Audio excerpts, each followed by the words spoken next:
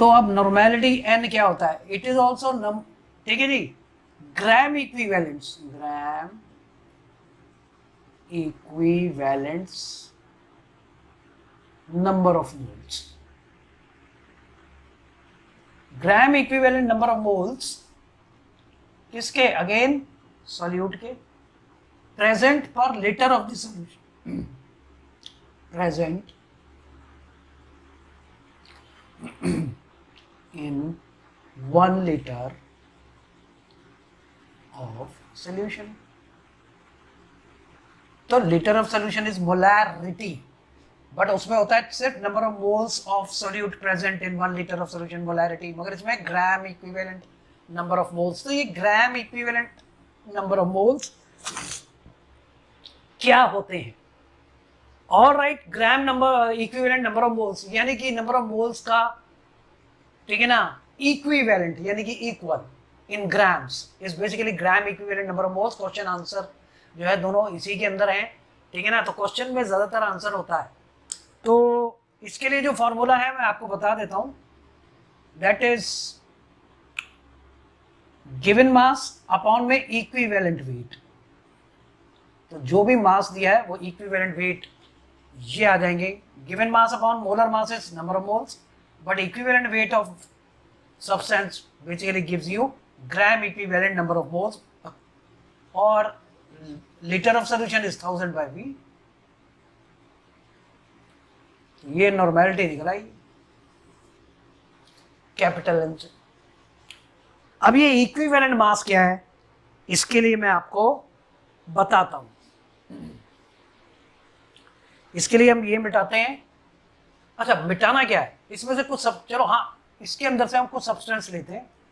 देखो जो आप सॉल्यूशन बनाते हैं उसके अंदर यहाँ तो हो गया सॉल्वेंट, ये रहा जी सॉल्वेंट, सॉल्वेंट कोई भी हो सकता है, ether, carbon tetrachloride, benzene, water, alcohol, so on and so fourth. ऊपर से आप डालेंगे सॉल्यूट। अब डिपेंड करता है कि सॉल्यूट क्या है, सॉल्यूट एसिड है या सॉल्यूट बेस है या सॉल्यूट आपका, ठीक है जी, सॉल्ट है, या फिर आपका एज ए सॉल्यूट ऑक्सीडाइजिंग या रिड्यूसिंग एजेंट है, इज दैट राइट, जो घुला हुआ है, या फिर कोई एलिमेंट घुला हुआ है कोलॉइडल फॉर्म में, ठीक है, या फिर सस्पेंशन बना है, ट्रू सोल्यूशन है, कोलॉइडल सोल्यूशन है, कुछ भी हो सकता है, ठीक है। एलिमेंट के बाद आपका कोई आयन घुली हुई है। तो एसिड का आपका हर एक की बेसिसिटी होती है, तो मोलर मास ऊपर लेना है ऑफ एसिड अपॉन में, ठीक है जी, बेसिसिटी, बेसिसिटी, बेसिसिटी कुछ नहीं है, नंबर ऑफ H एटम्स या H प्लस आयंस, जैसे कि H2SO4 है, तो H2SO4 का मोलर मास है 98, और इसमें हाइड्रोजन 2 हैं तो 2 से डिवाइड कर देंगे, number of H plus ions is equal to 49। इस 49 ये इक्विवेलेंट मास हो गया, उसको उठा के यहाँ लिखना है, उसको उठा के यहाँ लिख देना है। इसी तरह बेस के अंदर mm का मतलब हुआ molar mass of base divided by acidity. Acidity क्या होगी, एसिड की बेसिस की एसिडिटी होती है, यानी कि number of OH ions, OH ions, ठीक है जी। तो उसके अंदर जितने भी नंबर ऑफ OH हो उनसे डिवाइड कर दो। जैसे कैल्शियम हाइड्रोक्साइड, तो उसका मोलर मास यहाँ लेके OH कितने हैं, 2, तो 2 से डिवाइड कर दो। सॉल्ट के अंदर, ठीक है जी, फॉर्मूला मास ऑफ सॉल्ट जैसे कि NaCl का 58.5 होता है, divided by positive valency of metal, और उसके अंदर मेटल है सोडियम, उसकी वैलेंसी है 1, यानी कि molar mass is equal to equivalent weight. इसी तरह ऑक्सीडाइजिंग का एटॉमिक वेट ले लेना है, ऑक्सीडाइजिंग एजेंट का, या एटॉमिक वेट नहीं, जैसे कि आपने मोलर मास ही लेना है, ले लो मोलर मास। अब HNO3 है तो 63 हो गया मोलर मास, ठीक है ना, ऑक्सीडाइजिंग एजेंट है, या फिर मोलर मास ऑफ ऑक्सीडाइजिंग या रिड्यूसिंग और उसको डिवाइड कैसे करना है, नंबर ऑफ इलेक्ट्रॉन्स लॉस्ट अगर ऑक्सीडाइजिंग है तो, और अदरवाइज गेन कितने कर रहा है अगर रिड्यूसिंग एजेंट है तो। एलिमेंट के अंदर एटॉमिक वेट ले लेना है, AT मतलब एटॉमिक, WT मतलब वेट ऑफ एलिमेंट यहाँ लिख लेंगे और उसकी वैलेंसी से डिवाइड कर देंगे तो आपका इक्विवेलेंट वेट ऑफ एलिमेंट आ जाएगा। इसी तरह यहाँ फॉर्मूला वेट, ठीक है ना, ऑफ आयन ले लेंगे, राइट, उसको डिवाइड कर देंगे चार्ज से आयन के चक्कर में, क्योंकि आयन के ऊपर चार्ज होता है पॉजिटिव नेगेटिव, वो नहीं पॉजिटिव नेगेटिव लेना है, सिंपली जैसे कि 2 चार्ज है तो 2 से डिवाइड करो, 3 है तो 3 से करो, and so on and so fourth. तो ये सब एटॉमिक इक्विवेलेंट वेट निकालने के ढंग है। इक्विवेलेंट आप नोट कर सकते हैं, वैलेंट वेट, और उसको फिर फार्मूले में देखो, न्यूमेरिकल्स इजी होते हैं, what ever is given in the solution numerical वो आप पहले नोट कर लो और उसके बाद फिर उसमें नियरेस्ट फॉर्मूला में लगा लो। अगर नहीं मिल रहा वॉल्यूम में डेंसिटी, मान लो डेंसिटी, जैसे कि डेंसिटी है, कई क्वेश्चंस में डेंसिटी दी होती है वॉल्यूम नहीं दिया होता, तो डेंसिटी क्या होती है, मास अपॉन वॉल्यूम, जैसे कि मोलैरिटी निकालनी है, ठीक है ना, तो मास अपॉन वॉल्यूम डेंसिटी होती है, तो वॉल्यूम निकालना है हमें, तो वॉल्यूम को इधर ले जाएंगे, लो जी ले गए, और इधर डेंसिटी, तो मास अपॉन डेंसिटी, मास दिया होगा और डेंसिटी यहाँ पे रख देना, इज दैट राइट, ये पूरा का पूरा यहाँ रख देना, इसको उल्टा करके ऐसे लिख दो आप, इनटू डेंसिटी अपॉन में मास। तो ऐसे क्वेश्चन जिनके अंदर डेंसिटी दी है वॉल्यूम नहीं दिया तो उससे आप वॉल्यूम डेंसिटी से निकल सकता है, and then you can practice it. Clear. एक बात आप याद रखना, जैसे कि जो मोनोबेसिक एसिड्स होते हैं, मोनोबेसिक एसिड्स, ठीक है ना, तो मोनोबेसिक मतलब जिसमें नंबर ऑफ H सेम है, ठीक है, ये जिसमें number of OH ionisable group same है, तो उनकी molarity is always equal to normality. ये क्वेश्चन निकालने में आपको मदद करेगा। अब चलो मान लीजिए नॉर्मेलिटी निकालनी है और मोलैरिटी दी हुई है, तो क्या दोनों के बीच में रिलेशन है, ठीक है जी, नॉर्मेलिटी, ठीक है ना, ऑफ एसिड, मान लो कोई एसिड है, तो नॉर्मेलिटी जो है वो एसिड की, ठीक है ना, वो होगी मोलैरिटी मल्टीप्लाइड बाय, एसिड है इसकी बेसिसिटी, ठीक है ना, इसी तरह एसिडिटी मोलैरिटी, ये हो गई नॉर्मेलिटी ऑफ बेस। तो normality of base, normality of acid can be very much calculated. Formality, अगर कोई सोल्यूशन है उसके अंदर अगर जो सॉल्यूट है अगर वो आयनिक है तो उस कंसंट्रेशन को फॉर्मेलिटी बोलेंगे, जस्ट लाइक दिस थिंग, यानी कि formality is molarity is molarity of, ठीक है ना, आयनिक कंपाउंड्स।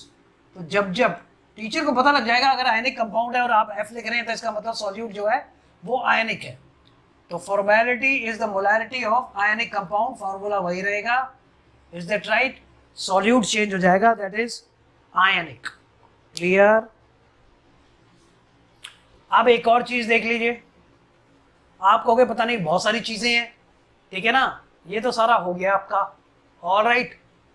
अब हम एक नई चीज आपको बता रहे हैं, ठीक है जी, जैसे कि एक सॉल्यूशन है, इधर भी एक सॉल्यूशन है, इन दोनों को हम बाद में लेंगे, ठीक है जी, पहले एक और बात आप करें, ये एक सॉल्यूशन है जिसका, ठीक है ना, मोलैरिटी, मोलैरिटी है M1 और इसका जो वॉल्यूम है अभी फिलहाल वो V1 है, देन इट इज डाइल्यूट किया गया, डाइल्यूटेड।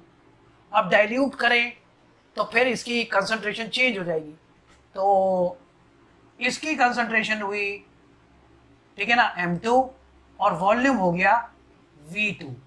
तो एक मोलैरिटी इक्वेशन है, मोलैरिटी इक्वेशन, मोलैरिटी इक्वेशन में आप M1 V1 is equal to M2 V2, ठीक है ना।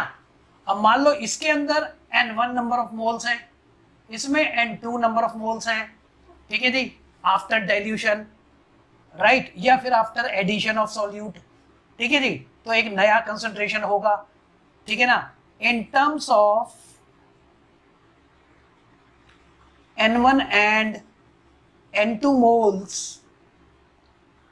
of solutions which is diluted, which is जिसको हमने डाइल्यूट किया है। कई बार जैसे मम्मी बहुत ज्यादा खट्टा डाल देती है तो आप पानी मिला लेते हो, तो डाइल्यूशन हो गया ना वो। इसी तरह चीनी बहुत ज्यादा हो गई तो आप पानी डाल लेते हो। चीनी, घुली हुई चीनी को तो निकाला नहीं जा सकता, ठीक है ना। सो उसके लिए तो आपको फिजिकल मेथड लगाने पड़ेंगे। If in terms of N1 and N2 are the number of moles of solution which is diluted, ठीक है ना, then molarity equation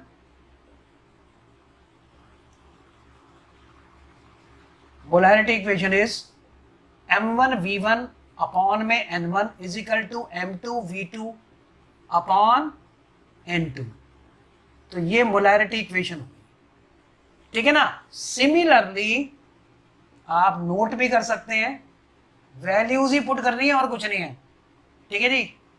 normality equation, normality equation, तो नॉर्मैलिटी इक्वेशन क्या होगी, N1 V1 is equal to N2 V2, ठीक है ना, और इन terms of moles it will be N1 V1 upon में N1, ठीक है जी। ये हो गई normality 2 after dilution, volume 2 N2। So molarity and normality equation इस तरह आपकी हो सकती हैं। क्लियर हो गया, ठीक है जी। अब देखो एक और चीज, ये आप नोट कर सकते हैं। Then you have another thing which you can also, इस पे भी न्यूमेरिकल आपके मैडम दे देती है, तो कई बार हमें समझ में नहीं आता है, बट आप प्रैक्टिस कर सकते हैं, क्योंकि वीडियो इस हमारी जो लेक्चर है वो काफ़ी लंबी हो रही है, राइट। इसको भी 2 पार्ट्स में शायद देख पाओगे आप, क्योंकि इसमें क्वेश्चंस भी है ना, इस वजह से। तो अब मान लीजिए इसमें ये 2 सॉल्यूशंस हैं, there are 2 solutions, and these 2 solutions, यानी above 2 solutions of M1 V1 and M2 V2 are mix together. इन दोनों को आफ्टर ऑल एक दूसरे के अंदर हमने मिक्स कर लिया, मिक्स टुगेदर, ठीक है ना, to form a third solution,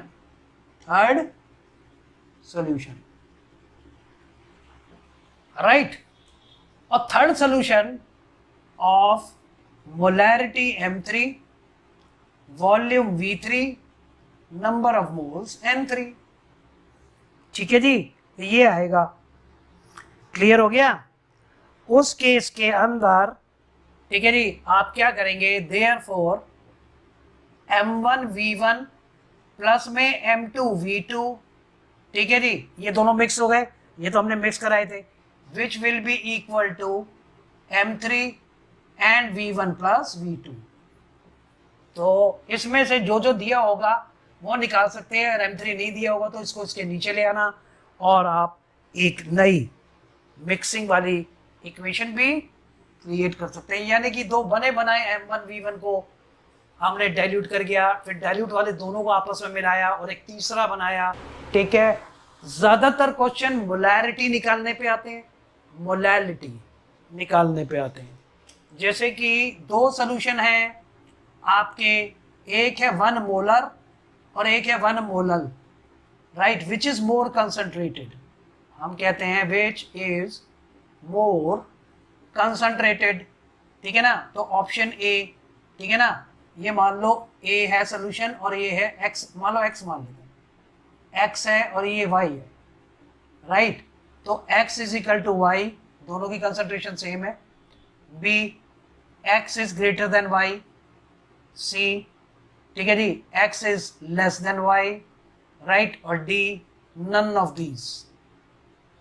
तो आप कैसे निकालेंगे? तो जनरल अंडरस्टैंडिंग के हिसाब से, ठीक है ना, 1 मोलर, तो इसके अंदर 1 मोल है, ठीक है ना, मगर 1 मोल किसमें है? इसमें भी 1 मोल है, मान लो। अब ये 1 मोल किसमें है? This 1 mole is present in solution, और सॉल्यूशन के अंदर क्या होता है? Solute plus solvent.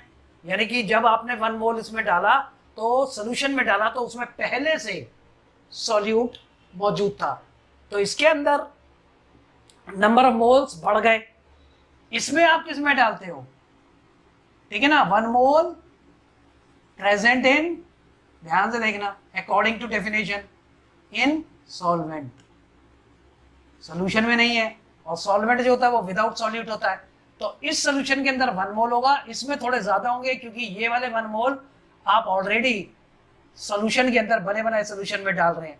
Hence x is greater than y. The B option is correct. So this is how you can basically utilize your brain, right? अब जैसे कि ये देखिए, molarity given mass upon molecular mass multiplied by 1000 upon V, right? तो volume of the solution.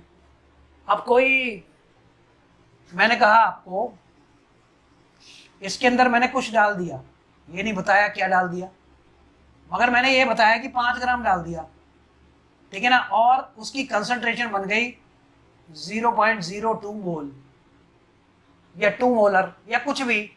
तो molarity पता है, given mass पता है, 1000/V, वॉल्यूम का हमने मान लो 250 लिया तो यहाँ 250 आ जाएगा, 1000 कांस्टेंट है, तो मॉलिक्यूलर मास निकल सकता है, ठीक है ना।